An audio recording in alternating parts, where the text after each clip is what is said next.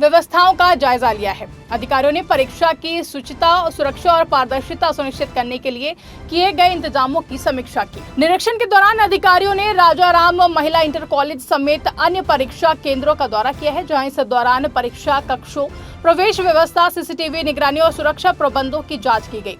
अधिकारियों ने केंद्र व्यवस्थापकों और ड्यूटी में तैनात कर्मचारियों को सतर्कता के साथ जिम्मेदारी निभाने के निर्देश दिए हैं। वहीं प्रशासन का कहना है कि भर्ती परीक्षा को नकल विहीन, निष्पक्ष और शांतिपूर्ण ढंग से संपन्न कराने के लिए सभी आवश्यक इंतजाम किए गए हैं। साथ ही प्रत्येक गतिविधि पर कड़ी नजर रखी जा रही है।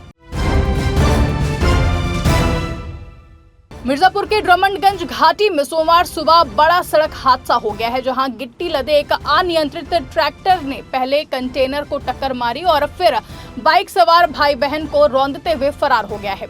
हादसे में दोनों गंभीर रूप से घायल हो गए हैं। घटना ड्रमंडगंज थाना क्षेत्र के बड़का मोड़ घुमान का है, जहां बताया जा रहा है कि मिर्जापुर की ओर जा रहे गिट्टी लदा ट्रेलर अनियंत्रित होकर आगे चल रहे कंटेनर से टकरा गया। टक्कर के बाद कंटेनर डिवाइडर से जाकर भिड़ा और जबकि ट्रेलर ने सामने से आ रहे बाइक सवार भाई बहन को भी अपनी चपेट में ले लिया। हादसे के बाद चालक ट्रेलर लेकर मौके से फरार हो गया है। घायल भाई बहन को पुलिस ने एम्बुलेंस की मदद से अस्पताल पहुंचाया, जहां प्राथमिक उपचार के बाद उनकी गंभीर हालत को देखते हुए मंडलीय चिकित्सालय रेफर कर दिया गया है। वहीं पुलिस फरार ट्रेलर चालक की तलाश में जुटी है और मामले की जाँच की जा रही है।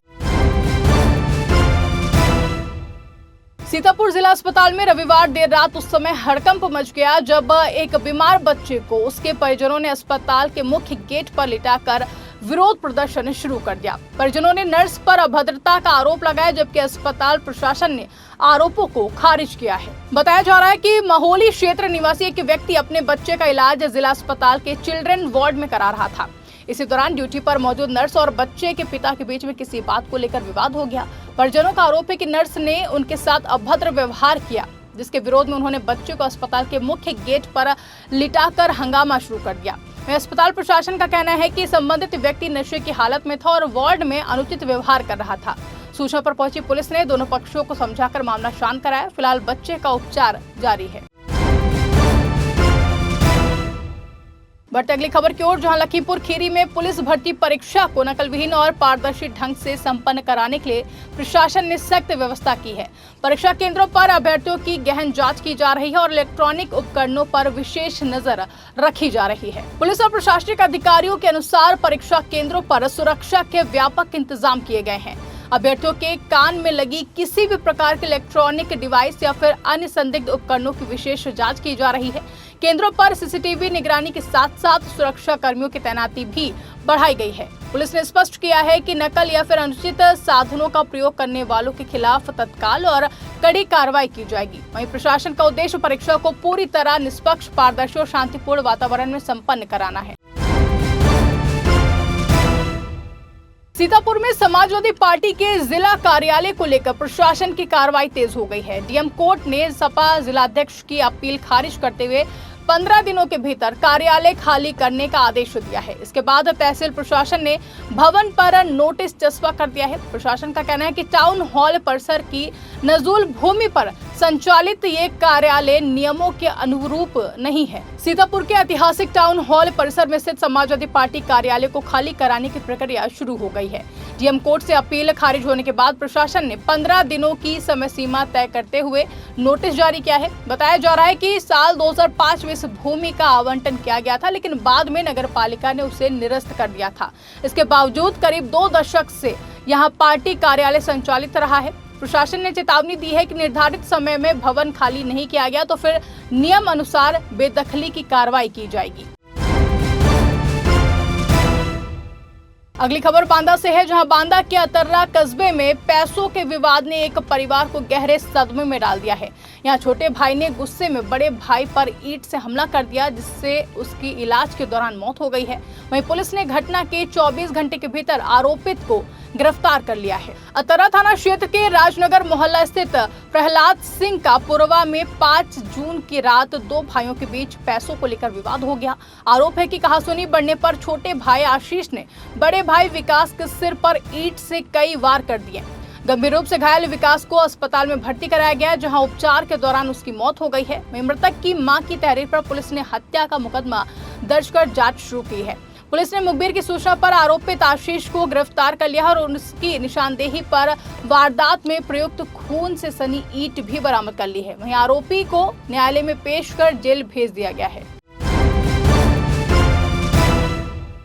उन्नाव में 3 दिवसीय यूपी पुलिस भर्ती परीक्षा का आज से आगाज हो गया है, जहां परीक्षा को नकल विहीन और पारदर्शी बनाने के लिए जिला प्रशासन ने सुरक्षा के व्यापक इंतजाम किए हैं। जिले के 12 परीक्षा केंद्रों पर 3682 अभ्यर्थी परीक्षा में शामिल हो रहे हैं, जिनकी निगरानी एसटीएफ, पुलिस और प्रशासनिक अधिकारी कर रहे हैं। उन्नाव के सभी परीक्षा केंद्रों पर अभ्यर्थियों को बायोमेट्रिक सत्यापन के बाद ही प्रवेश दिया जा रहा है, जहां सुरक्षा व्यवस्था के लिए स्टैटिक मजिस्ट्रेट, सेक्टर मजिस्ट्रेट और पुलिस बल की तैनाती की गई है। जिलाधिकारी घनश्याम मीणा और एसएसपी जेपी सिंह स्वयं परीक्षा व्यवस्था की मॉनिटरिंग कर रहे हैं। वहीं केंद्रों की पल पल की गतिविधियों पर नजर रखने के लिए हाईटेक कंट्रोल रूम भी बनाया गया है। प्रशासन का दावा है कि परीक्षा को पूरी तरह निष्पक्ष और शांतिपूर्ण ढंग से संपन्न कराया जाएगा। उन्नाव के पूर्वा नगर पंचायत में 60 लाख रुपए के कथित घोटाले का मामला चर्चा में है। आरोप है कि बाबा विश्लेश्वर महादेव मंदिर के पवित्र तालाब के जीर्णोद्धार के लिए स्वीकृत धनराशि खर्च दिखा दी गई, लेकिन मौके पर काम के अनुरूप परिणाम नजर नहीं आ रहे हैं। मामले में कार्यदायी संस्था और नगर पंचायत की कार्य प्रणाली पर सवाल उठ रहे हैं। देखिए ये स्पेशल रिपोर्ट। पूर्वा स्थित बाबा विश्लेश्वर महादेव मंदिर के पवित्र तालाब के जीर्णोद्धार के लिए साल 2024 में 60 लाख रुपए की स्वीकृति दी गई थी। ऑनलाइन टेंडर प्रक्रिया के बाद निर्माण कार्य एक निजी संस्था को सौंपा गया। आरोप है कि पूरी धनराशि खर्च दिखाए जाने के बावजूद तालाब पर अपेक्षित कार्य दिखाई नहीं देता है। स्थानीय लोगों का कहना है कि मौके की स्थिति खर्च किए गए बजट से मेल नहीं खाती है। वहीं ये भी आरोप लगाए जा रहे हैं कि नगर पंचायत में पूर्व में कराए गए कुछ अन्य कार्यों को लेकर भी सवाल उठते रहे हैं। धार्मिक आस्था से जुड़े इस मामले में अब लोगों की नजर प्रशासनिक जांच और संभावित कार्रवाई पर टिकी हुई है। उन्नाव को स्वच्छ और सुंदर बनाने के लिए नगर पालिका परिषद ने 72 घंटे का विशेष स्वच्छता महाअभियान शुरू किया है। नगर पालिका अध्यक्ष श्वेता मिश्रा और युवा भाजपा नेता प्रवीण मिश्रा भानु के नेतृत्व में चलाए जा रहे इस अभियान के तहत शहर के विभिन्न क्षेत्रों में व्यापक सफाई व्यवस्था सुनिश्चित की जा रही है। उन्नाव नगर पालिका द्वारा शुरू किए गए 72 घंटे के निरंतर स्वच्छता महाअभियान का शुभारंभ आवास विकास क्षेत्र से किया गया। अभियान के दौरान शहर के सभी वार्डों, प्रमुख मार्गों, सार्वजनिक स्थलों और मोहल्लों में विशेष सफाई अभियान चलाया जा रहा है। इसके साथ ही स्वच्छता के प्रति जागरूकता बढ़ाने और लोगों की सहभागिता सुनिश्चित करने पर भी विशेष जोर दिया जा रहा है। नगर पालिका का कहना है कि स्वच्छ उन्नाव स्वस्थ उन्नाव के संकल्प के साथ शुरू हुई गई ये पहल शहर वासियों को बेहतर और स्वस्थ वातावरण उपलब्ध कराने की दिशा में एक महत्वपूर्ण कदम है। अगली खबर सीतापुर से है, जहां सीतापुर के मिश्रिक क्षेत्र में पुलिस ने कथित धर्मांतरण नेटवर्क का खुलासा करने का दावा किया है। पुलिस ने सेंट्रल यूपी मिशन से जुड़े 4 आरोपियों को गिरफ्तार किया है। आरोप है कि आर्थिक रूप से कमजोर और अनुचित जाति के परिवारों को प्रलोभन देकर धर्मांतरण के प्रयास किए जा रहे थे। आइए देखते हैं इस पर हमारी ये पूरी रिपोर्ट। मिश्रिक पुलिस ने पूर्व में गिरफ्तार आरोपी सुरेंद्र मसीह की निशानदेही पर सीतापुर और लखीमपुर खीरी में दबिश देकर 4 आरोपियों को गिरफ्तार किया है। पुलिस के अनुसार आरोपी घरों में प्रार्थना सभाएं आयोजित कर प्रचार प्रसार की गतिविधियां संचालित करते थे। कार्रवाई के दौरान 529 धार्मिक पुस्तकें, 151 पैम्पलेट और 4 स्मार्टफोन बरामद किए गए हैं। पुलिस अब मोबाइल फोन, व्हाट्सएप ग्रुप और वित्तीय लेन देन की जांच कर रही है। वहीं डिजिटल साक्ष्यों की साइबर जांच भी कराई जाएगी। इस मामले में धर्मांतरण प्रतिषेध अधिनियम समेत विभिन्न धाराओं में मुकदमा दर्ज किया गया है। बांदा के नरेनी क्षेत्र में एक युवक की संदिग्ध परिस्थितियों में हुई मौत ने अवैध खनन के कारोबार पर गंभीर सवाल खड़े कर दिए हैं। पुकारी गांव के रहने वाले युवक की मौत के बाद परिजनों ने खदान संचालकों और मोरम कारोबारियों पर हत्या का आरोप लगाया है। परिवार का दावा है कि जिस खदान पर घटना हुई वो कथित रूप से अवैध रूप से संचालित की जा रही थी। नरेनी थाना क्षेत्र के पुकारी गांव निवासी दिनेश कुमार त्रिवेदी मोरम खदान पर मजदूरी कर परिवार का भरण पोषण करते थे। परिजनों का आरोप है कि खदान पर हुए विवाद के दौरान पोकलेन मशीन के बकेट से गंभीर चोट लगने के कारण उनकी मौत हुई है।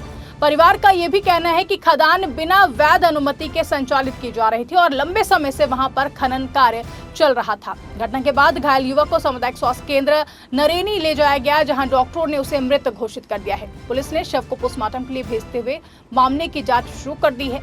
वहीं अधिकारियों का कहना है कि पोस्टमार्टम रिपोर्ट और जांच के आधार पर आगे की कार्रवाई की जाएगी। वहीं इस घटना के बाद क्षेत्र में एक बार फिर से कई गंभीर सवाल खड़े हो गए हैं। ये बताइए, मृतक कौन था आपका? हमारे चाचा थे, छोटे चाचा थे। क्या नाम था? श्री दिनेश कुमार त्रिवेदी। ये बताइए, घटना क्या हुई है? घटना ये खदान थे कि पुकारी पड़ता है नरैनी के पास, तो बालू खदान थी। तो ये बताया गया है कि वहाँ उनको बकेट मार के नृशंस हत्या की गई है उनकी। आपको कैसे जानकारी प्राप्त हुई थी? हमको रिश्तेदारों ने बताया, फ़ोन द्वारा सूचना मिली हमको, तो हम लोग फिर महोबा से आए। कब जानकारी हुई थी आपको? ये करीब वही सुबह 5 बजे के लगभग। तो ये बताइए, वहाँ पर जहाँ पर ये काम करते थे जी, तो क्या वो वैध थी या अवैध थी? उनने बताया तो ये कि अवैध खदान है। अभी 5-6 दिन पहले से, 7 दिन पहले से उनने काम शुरू किया था और अवैध रूप से चला रहे थे। क्या किसी बात को लेकर विवाद हुआ था क्या खदान मालिकों के साथ इनका? नहीं, कोई विवाद नहीं हुआ होगा, लेकिन ये जो आप सोच रहे हैं, वहाँ पे तो थे नहीं मौके पे, लेकिन ये है कि कहीं ना कहीं कुछ ऐसी उनको लग रहा होगा कि ये आदमी जाके कुछ सूचना दे सकता है, क्योंकि ये पुराने कार्यकर्ता थे, काम करते थे। इस वजह से उनको भय होगा कि ये हमारी जो है अवैधानिक जो चीज़ें चल रही हैं, ये प्रशासन को सूचना दे देंगे। इस वजह से इनको, क्योंकि हत्या जो है नृशंस हत्या हुई है, बकेट छाती में घुसाया गया है, बिल्कुल फाड़ दिया गया है हार्ट को। क्या चाहते हैं? अब हम यही चाहते हैं न्याय हो प्रशासन के। उनके 2 छोटे छोटे बच्चे हैं, कमाने खाने वाला अकेला आदमी था, वो कोई नहीं था उनका, ठीक है। अकेले पत्नी है उनकी और 2 बेटे हैं। इसमें कौन दोषी है? दोषी हम तो खदान मालिक को दोषी मानेंगे, जिसके नाम जो खदान चला रहा हो। एक्चुअली में जिनका मर्डर हुआ है ये मेरे बहनोई हैं छोटे। हमको सुबह जानकारी हुई कि उनकी डेड बॉडी जिला अस्पताल ले जाई गई है। वहाँ हमने भौतिक सत्यापन कराया तो टॉप लाइन मशीन से बॉकेट से इनको मारा गया है। अच्छा। इसमें ठेकेदार की भूमिका संदिग्ध है और ठेकेदार संलिप्त है इसमें। कहाँ का मामला है? ये पुकारी खदान कोई चलती है, अवैध खदान है, ये खदान है वो भी हमने पता करा लिया है। अवैध थी खदान, उसमें कोई उसका नंबर नहीं आ रहा है, हमने सत्यापन कराया और वो कोई अहमद नाम का चला रहा है। तो इसकी जानकारी प्रशासन को दी आपने? अब आप चूँकि सबसे पहले तो हम मर्चरी हाउस आए, उनकी शिनाख्त करी। अब इसके बाद पोस्टमार्टम करा के हम प्रशासन के पास जाएंगे। क्या लगता है आपको? सज़ा होनी चाहिए, दोषियों को कड़ी से कड़ी सज़ा मिलनी चाहिए। तो अवैध खदान चलाते हैं, फिर मर्डर करते हैं वो। अच्छा, बताइए, मृतक का क्या नाम है? दिनेश कुमार त्रिवेदी। क्या करते थे वो वहाँ पर?